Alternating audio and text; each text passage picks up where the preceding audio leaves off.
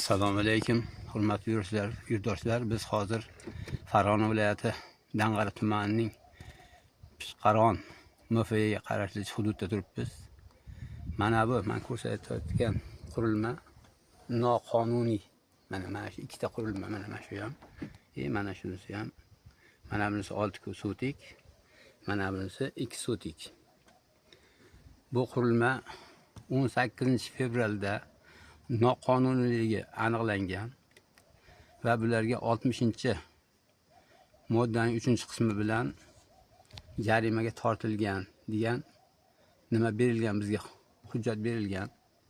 Mana bugun 26 aprel, lekin mana shu kunga qadar buni buzdirib yerda davlat zaxirasiga qaytarish uchun hech qanday ish qilinmadi.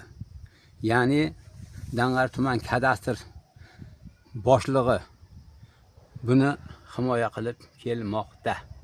Sababi nima? Sababini tushunmayapmiz. Aziz yurtdoshlar, buni Dang'ara tuman hokimi Sho'rajon Tojik Hakimov ham bilishadilar. Dang'ara tuman prokurori Akmaljon Boboxonov ham bilishadilar. Buni Jasurbek Meliyev kadastr boshlig'i, lekin bu joyga hech qanday chora ko'rmayaptilar. Bu murojaatim Farg'ona viloyati kadastr agentligi boshlig'i Nodirjon Mashrabov. Emini sizga. Nega Jasurbek Meliyev buni himoya qilyapti? Nega buni aniqlangan 18 fevralda bo'lsa, aradan 2,5 oy vaqt o'tyaptiki hamki, buni fuqarolik sudiga berib, buni buzdirish chorasini ko'rmayaptilar. Sabab nima ekan?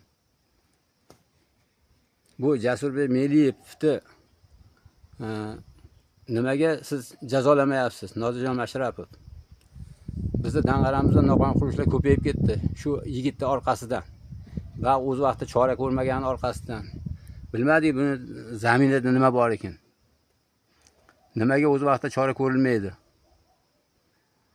Sizdan iltimos qilib qolardik. Jasurbek Meliyevga chora ko'rib va mana shu qurilishni, noqonuniy qurilishni buzdirib, yerni davlat zaxirasiga qaytarishda o'zingiz mana shu narsani ta'minlatib berishingizni so'rardik. Iltimos sizdan qilamiz. Bunaqa joylar hali Dang'aramizda ko'p.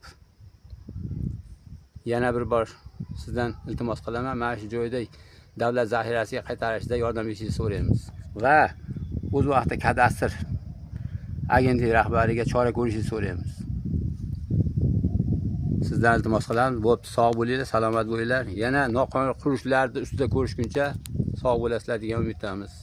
Kommentariy yozadiganlar, iltimos so'kinmay, haqorat qilmay, kommentariy yozinglar. O'z fikrlaringizni bildiringlar.